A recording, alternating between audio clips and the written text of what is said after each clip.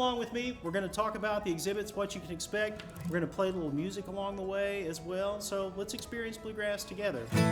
I'm going back to old Kentucky. There's a sea by Lindaloo. I'm going back to old Kentucky, where the skies are so blue.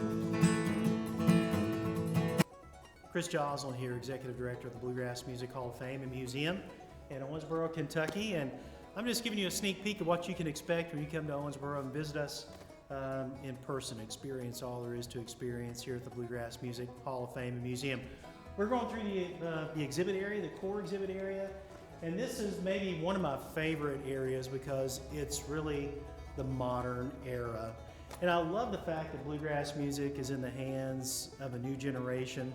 And you think about all these wonderful artists, you know, like Sierra Hull, like Alison Krauss, like Rhiannon Giddens, like Rhonda Vincent, Della Mae. I mean, the list just goes on, and it's just amazing the capability and the creativity of folks who are making records now. And this new generation is just absolutely off the charts and is just incredible. And I love everything about it. I also love the fact that bluegrass musicians, even in the modern era, they like to recognize the roots of the music and like to recognize their influences. And I think that's important, you know. This is a great artifact too. This is a resonator guitar that belongs to Jerry Douglas. And one could argue as far as just musicians, single musicians, he's probably had more influence on bluegrass in the modern era than just about anyone else, because he almost transcends genre in the records and the artists that he's played with, and that's one of his resonator guitars. He did a lot of work with Alison Krauss early in her career with that guitar. I love that. As a resonator guitar player myself, I love that artifact. Also, you know, there's Billy Strings. Certainly, he's one of the artists in the modern era that is really shaping bluegrass music currently, and that's the Momentum Award he received from the IBMA in 2012, and certainly he has lived up to that, and boy does he have momentum. Just a wonderful, wonderful artist. As you can see, all these other great artists, including Del McCoury. I mean, here's a guy who played with Bill Monroe in the 1960s and played on some great records, but he's just as relevant today in the modern era. And I love that. Del McCoury has played here. He's played at our Bluegrass Festival, Romp, many times as well. We also talk about the international aspects of bluegrass music. You know, our tagline here is that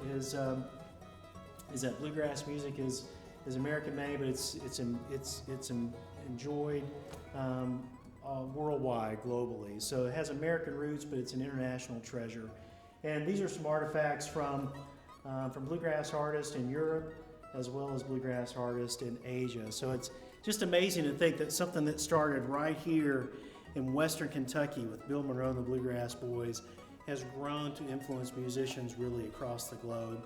Something else we talk about is in really every one of these different exhibit areas is how bluegrass music intersects pop culture occasionally, which is good for bluegrass music. And see there we're highlighting Bela Fleck's collaboration with the Dave Matthews Band.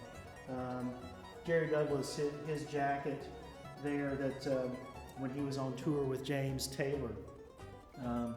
There's also a dress that Alison Krauss won when she was at the Academy Awards in 2004. You know, in the modern era, in my opinion, one of the things that really brought bluegrass music and old-time music to the forefront in the modern era is the movie Oh Brother, Where Art Thou?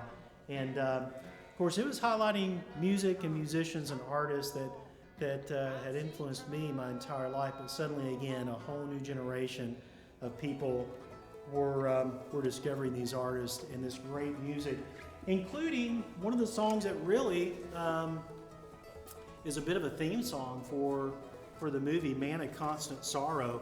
You know, that song was first published in the early 1900s by a fiddler who lived right here in Kentucky. Certainly it was popularized initially by the Stanley Brothers, but it's been covered so many times, and Dan Tominski did a great job of singing Man of Constant Sorrow in the movie. If you'll recall in the movie, they did a bluegrass version toward the end, but initially when the song shows up in the movie, they've got Tommy, an African American blues guitar player, accompanying them at a radio station where they do more of a blues version of Man of Constant Sorrow. So I thought maybe we would reprise Man of Constant Sorrow from the version that I learned from the movie.